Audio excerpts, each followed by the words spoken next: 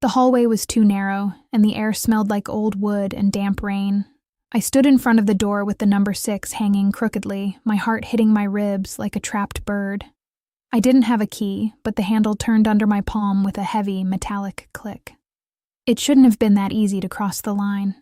I was 48 years old, a mother of 2, and a woman who never forgot to lock her own front door. Yet here I was, pushing into the dark, stepping toward a life that wasn't mine. I thought I knew exactly who was waiting on the other side of that wood. I thought I knew why I was there. I was wrong about everything. Before that night, my life was a series of perfectly timed clocks. I woke up at 6, made coffee for David, and listened to the hum of the dishwasher. David was a good man, the kind of man who remembered to check the tire pressure on my car every Sunday. We had been married for 24 years, and our love had become a quiet, comfortable piece of furniture. You don't notice a sofa until it's gone, or until it starts to feel a little too hard beneath your back. I spent my days at the local library, cataloging lives that were far more interesting than my own. I was surrounded by stories of passion and ruin, and I always felt safe behind the checkout desk. I was the woman people came to for recommendations on historical biographies. I was the woman who wore sensible cardigans and kept her hair in a neat, graying bob. But inside, I was starving. I felt like I was disappearing into the beige walls of our suburban colonial. David would touch my shoulder as he passed me in the kitchen, a gesture of habit rather than heat. "Is everything okay?" he'd ask, not really looking up from his tablet. I'd say yes, because saying no felt like a betrayal of the life we'd built. I had no right to be unhappy, so I tucked the feeling away in a drawer. Then came the new neighbor, Julian. He moved into the small cottage at the end of our cul-de-sac during a heat wave in July.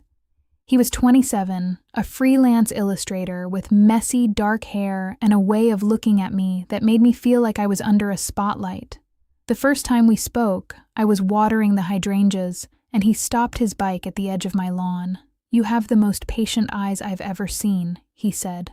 I didn't know what to do with a compliment like that. It wasn't about my hair or my clothes. It was about who I was.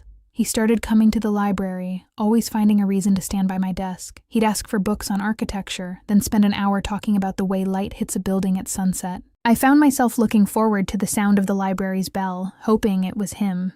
It was a small spark, something I told myself was harmless. One afternoon, he reached across the desk to take a book, and his fingers brushed against mine. He didn't pull away, neither did I. The air between us felt heavy and charged, like the moments before a thunderstorm breaks.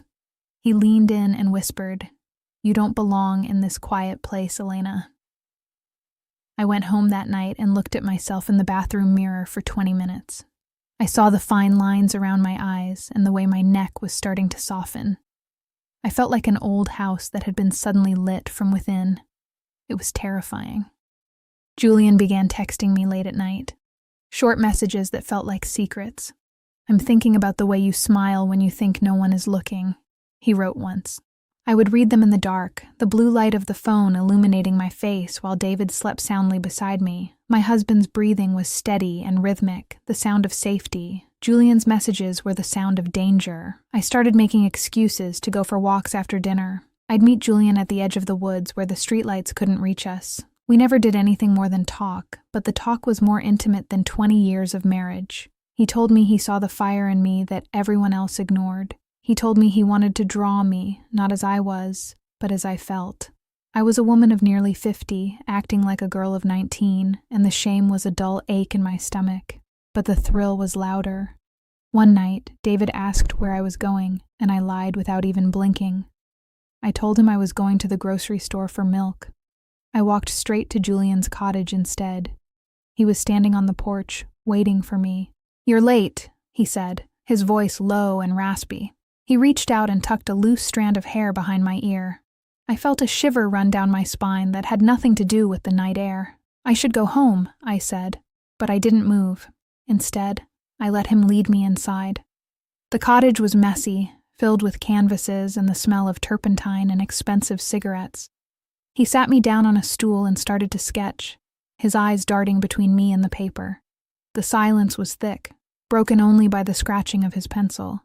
I felt seen in a way that made me want to cry. I felt like I was finally becoming a person again, instead of just a wife or a mother. But then he stopped. He looked at me, his expression shifting from focus to something hungrier. "Give me a reason to stay in this town, Elena," he whispered. I knew what he was asking, and I knew what it would cost me. I left that night before anything happened, but the secret was already a weight I couldn't carry. Every time David looked at me, I felt like he could see Julian's name written across my forehead. The tension in my chest became a constant companion. I was living two lives, and the walls between them were starting to crumble. A week later, Julian sent me an address and a room number. He said he was staying at a boutique hotel downtown for a gallery opening and wanted me to come. "This is the only chance we have to be real," the text read. I told David I had an overnight library conference 2 towns over. I packed a small bag, my hands shaking so hard I could barely zip it. I drove to the hotel, the city lights blurring through my tears. I felt like I was driving off a cliff. I walked through the lobby, keeping my head down, certain that everyone could see the guilt on my face. I took the elevator to the 4th floor, the numbers ticking up like a countdown. I found the hallway. I found the door with the crooked number 6. I didn't knock. I just turned the handle and stepped into the dim light of the room. The air was cold, and the only light came from a single lamp by the bed. A man was sitting in the armchair by the window, his back to me. "Julian?" I whispered, my voice cracking. The chair turned slowly. It wasn't Julian, it was David. He was holding my phone in his hand, the old one I thought I'd wiped and put in the junk drawer, the one that was still synced to my messages. He looked smaller than I remembered, his face gray and etched with a pain I didn't know I could cause. "You forgot your charger," he said, his voice flat and dead. "I went to put it in your bag and the screen lit up. I couldn't breathe." The room felt like it was spinning, the walls closing in on me. I wanted to explain, to tell him that nothing physical had happened, but how do you explain an affair of the soul? How do you tell your husband of 24 years that you fell in love with a version of yourself that he didn't know? He didn't yell. He didn't throw things. He just looked at me with a profound, quiet pity. "Is he worth it?" David asked. I had no answer, because in that moment, seeing my husband in that room, I realized that Julian wasn't a person to me. He was a mirror. And the person I saw in that mirror was someone I didn't even like. David stood up, his joints popping in the silence. He walked past me without touching me, the space between us feeling like an ocean. "I'll be at your sister's house," he said. "Don't call me." The door clicked shut behind him, the same heavy metallic sound I'd heard when I entered. I was alone in a hotel room I hadn't paid for, waiting for a man who didn't exist. The fallout was a slow, agonizing burn. David didn't come home the next day, or the day after. Our children called me, confused and hurt, asking why Dad was staying at Aunt Sarah's. I had to lie to them too. I told them we just needed space, a word that felt too small for the canyon I dug between us.